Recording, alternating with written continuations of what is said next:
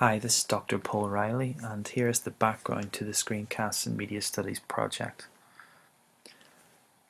One of the things that we were trying to do with the project was to build on previous work which had been conducted into podcasting and lecture casting, and this is one study by Ni et al. Which influenced many of the research strategies we adopted. Essentially, the portability of personal computing, of technology, of smartphones was seen as something which we wanted to utilize for the project. In particular, what we wanted to do was to provide content which students could access on the go. And this particular study from 2008 speaks to this portability as a major advantage, a way perhaps of both summarizing content which was disseminated via lectures or other forms of teaching, and to maximize the time in the classroom, perhaps for more interaction. Our actual starting point for this research was a previous University of Leicester Teaching Enhancement Fund project in 2012-2013.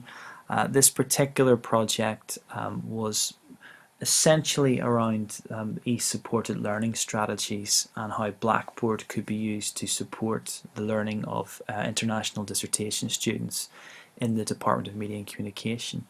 And one of the things which came out very strongly from this project was that a lot of the students found that the provision of screencasts, in this case 5-minute summaries of dissertation lectures and instructional video content, which showed them how to complete the ethics form, that we had significant numbers of students who reported that they found this content very accessible.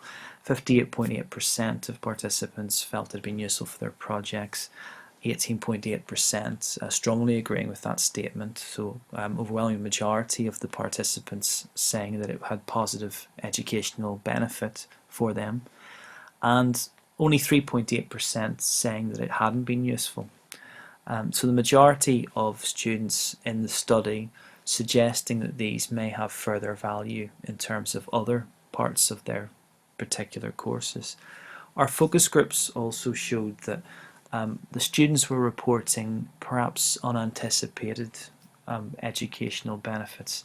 In particular, these 3 quotes illustrate how for many students there was a benefit in terms of the note-taking that they were unable to do in lectures. They could use these lecture summaries to catch up with that content. However, what was perhaps most interesting, and certainly a major factor in the current study, was that many of the students found the actual screencasts quite difficult to follow.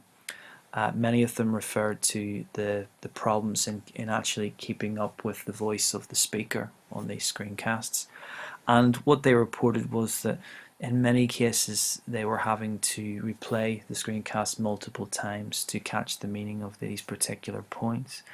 And one of the participants, very interestingly, noted that this might be a way of catering to the different learning styles and learning needs of our students. This leads us on to the aims of the project, and clearly building on the first Teaching Enhancement Fund project, one of them was to assess this role of screencasts in addressing these particular learning needs, not just those with perhaps English language skills they wanted to develop, but also those perhaps that had other forms of impediment. For example, one student who had dyslexia had reported that this content had been useful in terms of allowing them to catch up on content. Also looking at how we can enhance the provision of resources for students in the Department of Media and Communication. This was seen as another way of building on that and of providing a more diverse portfolio of content on sites such as ScreenR and Screenomatic.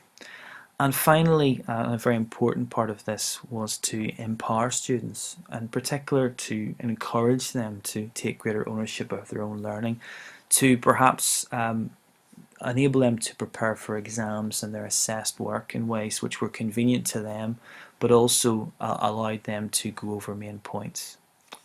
Thank you.